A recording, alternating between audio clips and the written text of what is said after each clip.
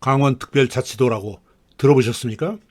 2023년 6월 628년 된 강원도의 이름이 강원특별자치도로 바뀌었습니다. 이제 특별이란 글자가 붙은 자치단체가 서울특별시, 세종특별자치시, 제주특별자치도, 강원특별자치도 4개가 되었습니다. 혀가 꼬이네요. 그런데 전 세계의 시나 도에 특별이란 명칭을 붙이는 국가는 한국밖에 없습니다. 왜 한국만 특별이란 명칭을 붙일까요? 참 이상하죠? 특별을 붙이는 지역에는 뭔가 특별한 게 있는 걸까요? 다른 나라와 달리 한국에만 특별한 사정이 있는 걸까요? 지금부터 그 이유를 알아보겠습니다. 특별을 붙인 지역은 특별한가요? 우선 서울특별시부터 볼까요? 1946년 미 군정 시절 서울은 경기도에서 독립된 독립시 Independent City of Seoul이라고 했는데 이것을 서울특별시로 번역했답니다. 그리고 정부 수립 후 서울특별시로 결정했답니다. 그렇다고 해서 현재 다른 지방자치단체와 특별히 다른 점은 없습니다. 굳이 있다면 다른 도나 광역시는 행정안전부 장관의 관리 감독을 받으며 단체장이 차관급 대우를 받습니다. 서울시는 국무총리의 관리 감독을 받으며 장관급 대우를 받습니다. 지방자치단체장은 선거직인 만큼 별 의미가 없는 일이죠. 다음으로 특별자치시와 특별자치도는 다른 시나 도에 비해 자치권을 조금 더 주었답니다. 이게 전부입니다. 다른 나라에는 특별시나 특별도가 없나요? 한국은 조선시대부터 중앙집권의 역사가 오래된 나라라 지방자치의 역사가 짧습니다. 그런데 지방분권이 강한 역사를 갖고 있던 선진국가, 영토가 큰 나라는 지방자치단체의 권한이 크고 지방마다 특징도 다르다고 알고 있습니다. 그럼에도 불구하고 그들 나라는 특별이란 명칭을 붙이지 않습니다. 미국은 50개 주가 연합한 국가인데 특별이란 글자를 붙인 주나 도시가 없습니다. 미국의 수도 이름 워싱턴 DC에는 DC라는 꼬리가 붙습니다. 한국에서 워싱턴 특별시 또는 콜롬비아 특별구라고 하는 사람들이 있는데 넌센스죠. DC는 디스트릭트 오브 콜롬비아의 약자입니다. 연방국가의 수도인 워싱턴은 어느 주에도 속하지 않는 콜롬비아 지역이라는 뜻입니다. 특별이란 말은 없습니다. 일본에는 광역자치단체가 도도부현입니다. 도에는 도쿄도, 홋카이도, 부에는 교토부, 오사카부, 그리고 43개 현이 있습니다. 그 어디에도 특별이란 이름을 붙인 곳은 없습니다. 중국은 23개의 성, 5개의 자치구, 4개의 직하시, 2개의 특별행정구가 있습니다. 직하시에는 베이징, 텐진, 샹하이, 층층이고 특별행정구는 홍콩, 마카오입니다. 그런데 어느 도시나 성에도 특별이나 직할이라는 명칭이 붙지 않습니다.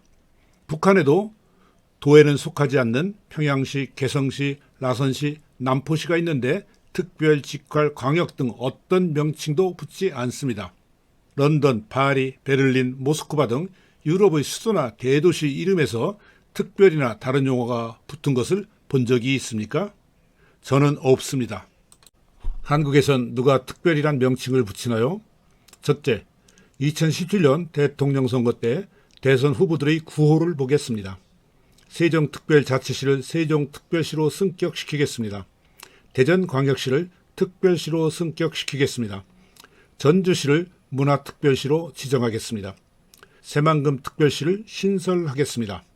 둘째, 그 이전에 주장했던 특별시 추진 활동입니다.